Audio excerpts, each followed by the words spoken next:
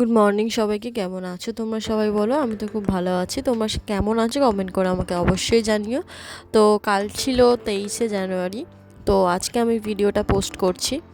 তো 23শে জানুয়ারি ছিল, তাই জন্য একটু স্পেশাল মেনু তো হওয়া দরকার ছিল। তো সকালবেলা উঠে একটু কী খাবো তাই জন্য একটু পাস্তা দিয়েই শুরু করা যাক। এখানে গাজর, বিম কড়াই, আলু আর সব একসাথেই আমি ধুয়ে কেটে নিয়েছি।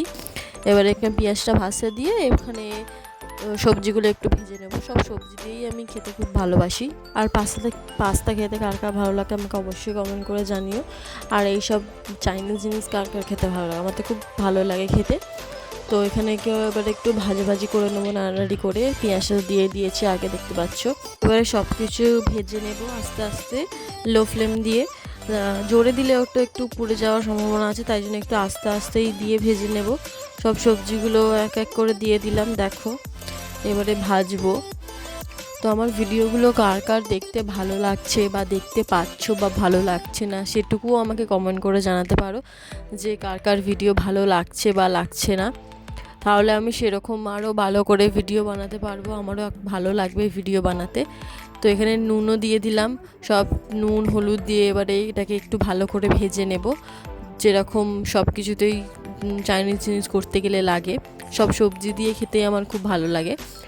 তো এবারে তোমরা কার কার আমার ভিডিও দেখছো, কারা কারা কোথা থেকে দেখছো আমাকে একটু প্লিজ কমেন্ট করে জানিও, নাহলে আমিও বুঝতে পারবো না যে তোমরা আমার ভিডিও দেখতে পাচ্ছ কি না। তাহলে আমারও ভালো লাগবে, আরও ভিডিও করতে আমি উৎসাহ পাবো। তো এখানে ভেজে নিলাম চাপা দিয়ে, একটু ঢাকা দেওয়াতে একটু সবজিগুলো একটু সেদ্ধ হয়ে যায়। তো এবারে এগুলো ভালো করে ভেজে নিয়ে এবার পাস্তাগুলো দিয়ে দেবো আমি।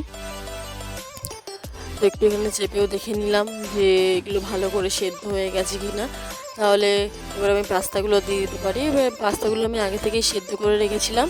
এবারে এখানে আমি পাস্তাগুলো এই সবজির মধ্যে দিয়ে আরও ভালো করে নেড়ে নেবো, যাতে পাস্তাগুলো ওর মধ্যে ভালো করে মিশে যায় আর পাস্তাতে একটু হলুদ নুন সব কিছু হয়ে যায়। পাস্তা যখন আমি সেদ্ধ করেছিলাম তখন আমি নুন দিয়েই সেদ্ধ করেছিলাম, তাকে এখন খেতে ভালো লাগবে। পরে নুন দিলে অতটা ভালো লাগে না সেদ্ধ হওয়ার পর, তাও আমি একটু হালকা করে নুন দিয়েছিলাম যাতে একটু স্বাদটা ঠিক হয়ে যায়। তো এখন আমি ভালো করে এর সঙ্গে মিশিয়ে নেব পাস্তাগুলোর সঙ্গে সবজিগুলো, যাতে খেতে ভালো লাগে। আর লাস্টে পাস্তা মশলা দিয়ে নামিয়ে নেওয়া হবে।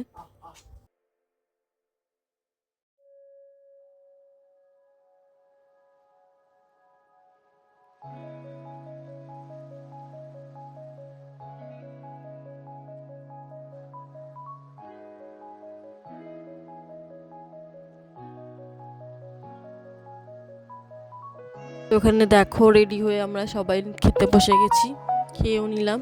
আর এখানে চালটা ভিজিয়ে রেখেছিলাম, এখানে ফ্রায়েড রাইস হবে বলে চালটা ভিজিয়ে রেখেছিলাম। এখানে জলটাও গরম করতে দিয়েছিলাম, জলের মধ্যে অনেক কিছু গরম মশলা দেওয়া হয়েছিল। আর এখানে সবজিগুলো সেদ্ধ হচ্ছিল, যেরকম ওই গাজর, কড়াইশুঁটি, বিনস এইগুলো সব সেদ্ধ করে নিয়েছিলাম।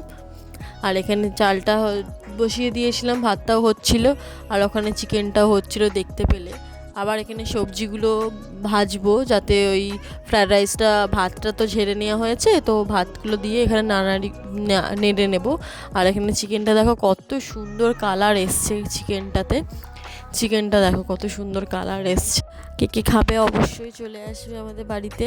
আর কার কার চিকেন খেতে ভালো লাগে, মাটন খেতে ভালো লাগে অবশ্যই কমেন্ট করে জানাবে তোমরা। তো রান্না বান্না সবাই করে নিই, চলো রেডি করে এখানে ভাজছি। এবারে ফ্রায়েড রাইসগুলো রেডি হয়ে যাবে, ভাতগুলো। তো ওখানে সব কিছু রেডি হয়ে গেছে, দেখো হয়ে গিয়ে গরম ধোয়া উঠছে, আমরা খেতেও বসে পড়েছি ফ্রায়েড রাইস, স্যালাড আর চিকেন নিয়ে। আর এখানে সন্ধ্যেবেলা একটু আলু কাবলি আনা হয়েছিল, তো আলু কাবলিটা চলো খেয়ে নিই। খুব প্রচণ্ড ঝাল হয়েছিল, কি বলবো, খেতেও ভালো লাগছিল। আর আজকে এই ভিডিওটা এই পর্যন্ত। কার আমার ভিডিওটা ভালো লাগলে লাইক কমেন্ট শেয়ার আর সাবস্ক্রাইব করতে কিন্তু একদমই ভুলো না। আর আমাকে একটু সাপোর্ট করো, সাবস্ক্রাইব করো, যাতে আমার আরও ভিডিও বানাতে ভালো লাগে। আর তোমরা সবাই ভালো থেকো, সুস্থ থেকো। আর আমার ভিডিওটা কেমন হয়েছে আমাকে একটু প্লিজ কমেন্ট করে জানিও। আর সাবস্ক্রাইব করতে কিন্তু একদমই কেউ ভুলো না, কেমন? আজকের মতো টাটা, আবার একটা নতুন ভিডিওর সাথে তোমাদের সাথে দেখা হবে। চলো টাটা।